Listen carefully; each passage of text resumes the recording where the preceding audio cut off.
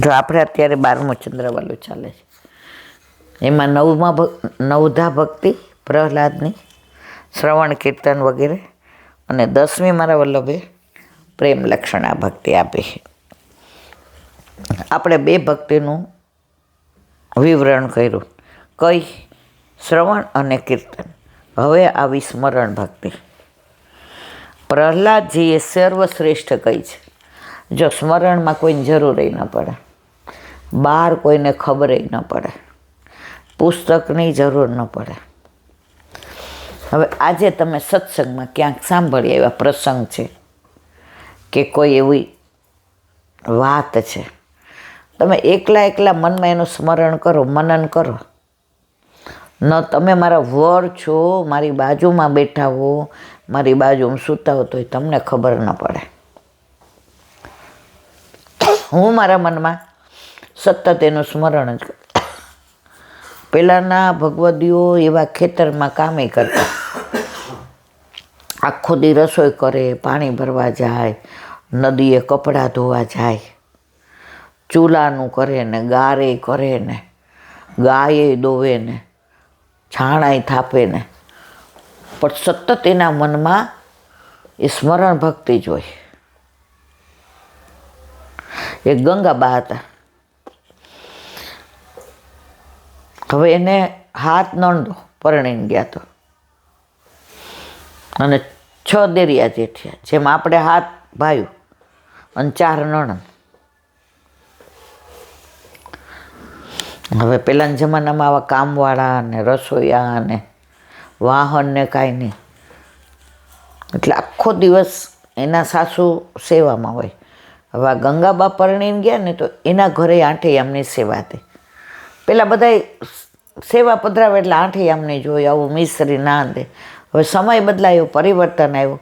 હવે કોમ્પ્યુટર યુગ, અહીંથી આણંદ બિચારા અપડાઉન કરતા હોય કે બરોડા કરતા હોય, એટલે સમય પ્રમાણે જેટલું થાય એટલું બધા કરે. હવે એના ઘરે આઠેયામની સેવા ને દીકરી અહીંયા હાથ નણંદ અને 6 ભાઈઓ, દેર જેઠ થઈને, અને પિયરમાં એકની એક ભાઈ ને બેન ને, એટલે કેવી રીતે રહી હોય. પણ વૈષ્ણવ ઘર હતું એટલે પેલા છે ને માણસો જોતા હતા. એકનો એક હોય ને તો મારા કાકા એમ કે ના પાડીએ અમે, કે દીકરીને કાલ સવારે હાજી થાય, માંદી થાય, હા થયું ના થયું તો હમાઈ જાય બધામાં. આ એકનો એક કોઈ શું કામનું. પેલા એવું કહેતા વરમાંથી ઘર થાય, ઘરમાંથી અત્યારે પૂછે ઘરનું ઘર છે, એકલા છો, ગારબેજ તમારે ભેગું હત. તો ગંગાબા તો આટલા બધામાં હવે ઘરે ઓલું યમનાષ્ટકે કરે ને, સર્વોત્તમ કરે ને, તમે જુઓ તો યમુનાજીના પદ કરે, પુરુષોત્તમ સહસ્ત્રનો 10મ સ્કંદ કરે. હવે અહીંયા તો આટલું બધું, એટલે સવારે ઉઠે ત્યારથી ને માનસીમાં એના ઘરે જે સેવા થતી હતી બધી માનસી ચાલુ કરી દે. અને લાજ કાઢેલી હોય, સાસુ સેવામાં હોય, અને કંઈક 2-3 નણંદો નાની હતી, હજી પરણાવવાની બાકી, બીજી પરણાવેલી હતી, દેર જેઠ બધા. આટલા બધામાં આટલું કામ કરતા ગંગાબા માનસીમાં એના ઓલામાં જ હોય. બધું કામ સૌથી વધુ એ કરે, સૌથી ઝડપી એ કરે, પણ એનું મન સતત ઠાકોરજીનું સ્મરણ કરતું હોય. તો સ્મરણ ભક્તિ શ્રેષ્ઠ કઈ છે. 8 પ્રહર સ્મરણ કરી નિર્ભય બન્યા હતા પ્રહલાદજી. આ ગંગાબા એક પળ પણ ઠાકોરજીને ભૂલતા નહોતા. નદીએ જાય ને કપડાં ધોતા હોય તો યમુનાજીને યાદ કરે, કુવેથી પાણી ભરે તો ગોપીઓને યાદ કરે, ગાય દોવે તો ઠાકોરજીની ખીરકને યાદ કરે, બછડાને પહેલાં ધવડાવે તો ઠાકોરજીના બછડાને યાદ કરે, ચૂલા ઉપર રસોઈ કરે તો ઠાકોરજી માટે સામગ્રી ઉત્તમ કરું છું, આમાં ભૂલ ન થાય. અને કેટલી બધી એના પર કૃપા. વલ્લભ આવજો ને જરા, ઠાકોરજીને કેવું જોશે? રહ્યો મોહે શ્રી વલ્લભ ગૃહ ભાવે, ભોગ સિંગાર મૈયા સુન મોકો શ્રી વિઠ્ઠલ નાથ ક્યાત. યશોદમાં જોજો ને, લાલાને ગળ્યું કેટલું જોશે? સતત આ ભાવ રહેતો હતો. હું કાંઈ બે હાથવાળા માટે નથી કરતી, તો મારે ઘરે બિરાજતા મારા પ્રભુ માટે બનાવું છું. તો 8 પ્રહરી એમાં રહેતા હતા. મૃત્યુને તેમને લયેશ માત્રનો ભય નહોતો. કોને? પ્રહલાદજીને. કેટલો ત્રાસ આપ્યો? બળબડતા લોઢાનો થાંભલો તેને બત ભરતા ડરતા નહીં. દુષ્ટ પિતાએ તેને બહુ દુઃખ દીધું. પ્રભુ સર્વવ્યાપક છે તે ભાવથી બધામાં ભગવાન જોતા હાથીના પગ નીચે કચડાવ્યા, પહાડ ઉપરથી ફેંકી દીધા. શસ્ત્રોથી વધ કરવા બધા પ્રયોગો તેના પિતાએ કર્યા, પરંતુ પ્રહલાદજી જાણતા કે હરિ સર્વ જગે બિરાજમાન છે, તે જ મારી ચિંતા કરશે ને મને બચાવશે. કેવો દ્રઢ વિશ્વાસ! આપણે તો સહેજ પગમાં વાગ્યું હોય, ન મટે તો હાય મને ગેગરિંગ થઈ જાય. બેન, તને ડાયાબિટીસ નથી, ગેગરિંગ ન થાય. ઓલાને પગ કપાવો, તરત ખોટા જ વિચાર. રાજા તથા પિતા આવા હિરણ્યકશપુએ ત્રાસ દેવામાં ખામી ન રાખી. છેવટે પ્રભુએ ઋષિરૂપ ધારણ કરીને હિરણ્યકશપુનો વધ કરી પ્રહલાદને લાડ લડાવ્યા. કેવળ સ્મરણ ભક્તિથી જ પ્રભુ પ્રસન્ન થયા. પુષ્ટિમાં સુહા પોપટે કરી છે. તો સ્મરણ ભક્તિ કોની? પ્રહલાદની. જો શ્રવણ ભક્તિ કોની? પરીક્ષિતની. કીર્તન ભક્તિ કોની? સુખદેવજીની. અને સ્મરણ ભક્તિ કોની? પ્રહલાદજીની. બોલો વલ્લભાધીશ.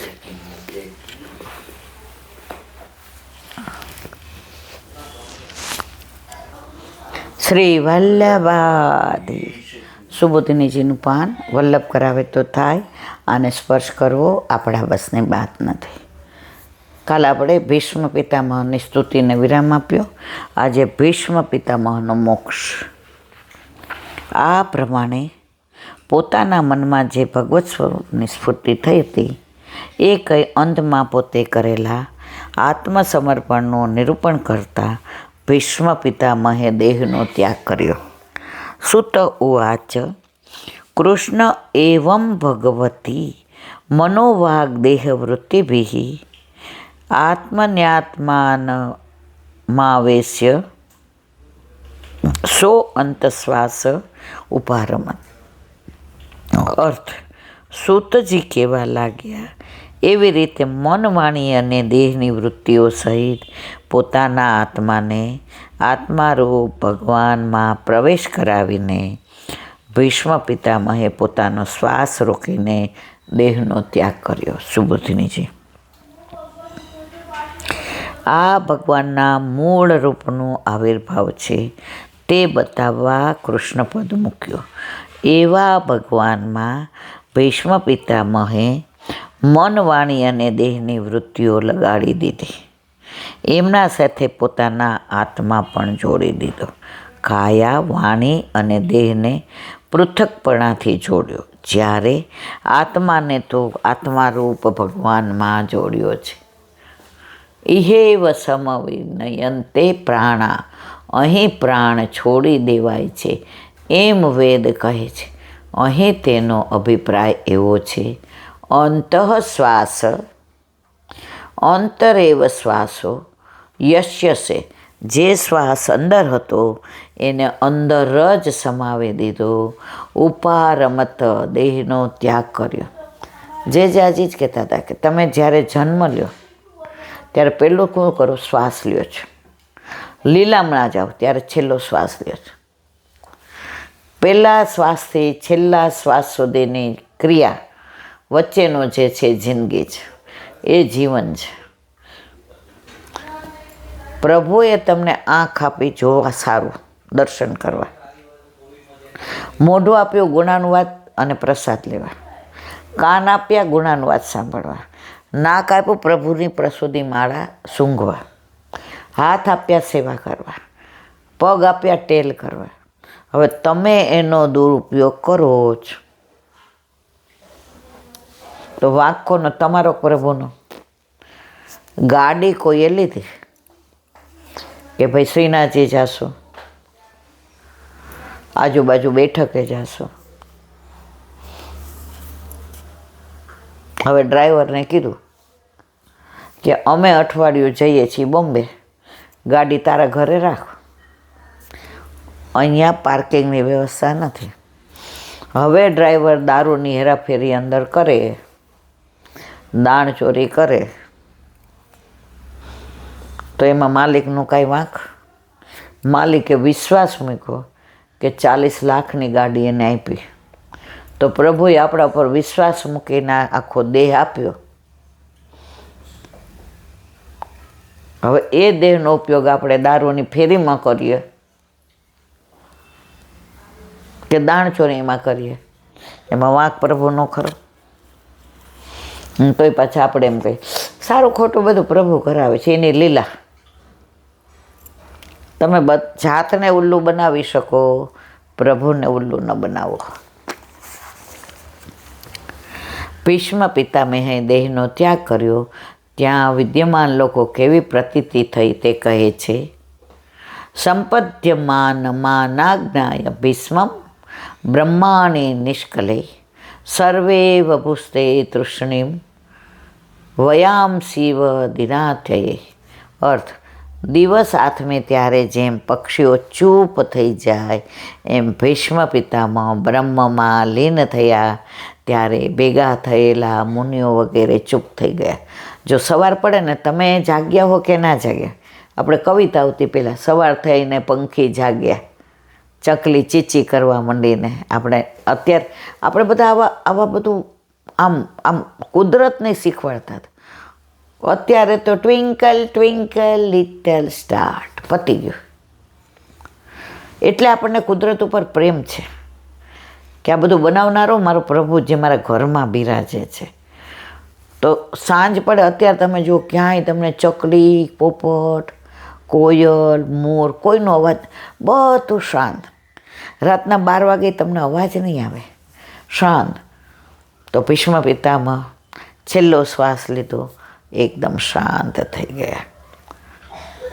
યુપીની બાજુ છે ને, આપણે બોલીએ ને શાંત થઈ ગયા, તો જે લીલામ પહોંચી ગયા એને કહેવાય શાંત થઈ ગયા. તો એકવાર અમે નાના હતા ને, તો અમે કીધું હવે શાંત થઈ જાવ ને. બાપા તો બગડા, એ ગયા હજી તને હું નડું છું. તો ઘણાની ભાષા પ્રમાણે શાંત એટલે પછી બસ, પછી તમે ગમે એટલું કરો, એ શાંત રહે, પછી ઊભા થાય નહીં. અંદર રહેલા ભગવાન બહાર પ્રગટ થયા, તેમાં ભીષ્મ પિતામહ એક થઈ ગયા ત્યારે કાંતિનો એક પુંજ પ્રગટ થયો. તેથી બધાને જાણ થઈ કે ભીષ્મ પિતામહ બ્રહ્મલીન થઈ ગયા.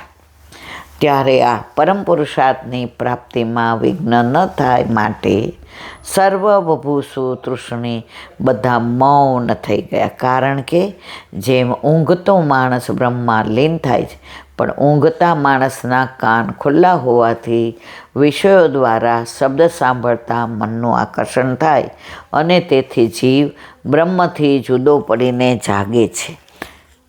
તેવી ભીષ્મ પિતામહનો દેહ બ્રહ્મમાં લીન થયો, પણ શ્રવણેન્દ્રિય ખુલ્લી છે, તેથી કોઈ અવાજ કરે તો શબ્દથી મનનું આકર્ષણ થવાથી જીવનું પણ આકર્ષણ થાય, માટે બધા મૌન થઈ ગયા. એનો દાખલો આપે છે વયામ શિવ.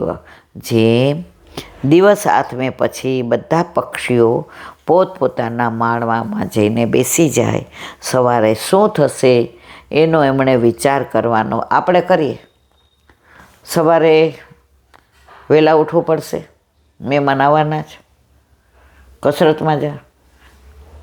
પક્ષીઓએ માળો બાંધ્યો ને માનો કે વરસાદમાં વયો ગયો, બીજો બાંધે છે. આપણે જ હાથ પેઢી સુધી ના ખૂટવું જોઈએ. હાથ પેઢી સુધી એમાં ને એમાં તો એનો જન્મ 7 જન્મ બગાડી દે છે. પક્ષીઓ આવી ચિંતા કરતા નથી. તેમજ તેમને આગળ પાછળનું અનુસંધાન હોતું નથી. કોને? પક્ષીઓને. તેથી કદાચ ઊંઘ ના આવે તો પણ ચૂપચાપ બેસી રહે છે, પણ રાતના અવાજ નથી. આપણને તો ઊંઘ ન આવે તો લોકો નહીં રગડીએ. ખબર છે મને ઓલું ડિપ્રેશન હતું ને ઊંઘ નહોતી આવતી, તો તમે મારી યાર બેસો અને બહાર બેસીએ ને વાત કરીએ. પક્ષીઓ તો ઊંઘ ના આવે, ચૂપચાપ બેઠા રહીએ, ક્યારેય આપણને ડિસ્ટર્બ નથી કરતા. તેવી રીતે ભીષ્મ પિતામહના મુખથી સર્વ સિદ્ધાંત સાંભળીને અને તે સિદ્ધાંતો મુજબ ઊભા રહેજો. સિદ્ધાંત સાંભળીને અને તે સિદ્ધાંતો મુજબ ભીષ્મ પિતામહની મુક્તિ થઈ. તે જોઈને પછી કંઈ કહેવા સાંભળવા જેવું શેષ ન રહેતા બધા બ્રહ્મભાવ પ્રાપ્ત કરી ચૂપ થઈ ગયા. બોલો વલ્લભાધીશ. શ્રીમદ ભાગવત અને મેં દંડવત પ્રણામ કરું છું. चंद्र सरोवर पे सूरदास जी के द्वार पे मेरा दंडवत प्रणाम. सूरबी कुंड पे परमानंदास जी के द्वार पे मेरा दंडवत प्रणाम. जमुनावता पे संकर्षण कुंड पे कुंभनदास जी के द्वार पे मेरा दंडवत प्रणाम. बेलचू कुंड पे कृष्णदास जी के द्वार पे मेरा दंडवत प्रणाम. कदम खंडी पे गोविंद स्वामी के द्वार पे मेरा दंडवत प्रणाम. अप्सरा कुंड पे चित्त स्वामी के द्वार पे मेरा दंडवत प्रणाम. मानसी गंगा पे नंददास जी के द्वार पे मेरा दंडवत प्रणाम. रुद्र कुंड पे चित्रबुद्धास जी के द्वार पे मेरा दंडवत प्रणाम. व्रज विलास व्रजनी गोपिकाओं ने मारा दंडवत प्रणाम. हे वल्लभ, સવારથી અત્યાર સુધી સેવા સ્મરણ સત્સંગ જે પણ તે કરાવ્યું તે તારા ચરણારવિંદમાં સમર્પણ કરું છું. ભૂલ અપરાધ થયું હોય તો ક્ષમા કરજો. બોલો વલ્લભાધીશ કી જય. દ્રઢઈના ચરણના કેરો ભરો, દ્રઢઈના ચરણના કેરો. શ્રી વલ્લભનક ચંદ્ર છટાબીન સબ જોગમાજ અંધેરો ભરોસો. દ્રઢઈના ચરણના કેરો. साधन और नहीं आकली में जासु हो निवेरो. सूर्य काकड़े द्विविध आंधरो बिना मोल को चेरो भरोसो. દ્રઢઈના ચરણના, દ્રઢઈના ચરણના, દ્રઢઈના ચરણના કેરો. વલ્લભાધીશ કી જય. આજનો આ સત્સંગ મારા વલ્લભના ચરણારવિંદમાં સમર્પણ કરું છું. ભૂલ અપરાધ થઈ હોય તો ક્ષમા કરજો. આ મારા વલ્લભની વાણી અને ભૂલો એ મારી. બોલો વલ્લભાધીશ કી જય. બધાય વૈષ્ણવને જાજા કરીને જય શ્રી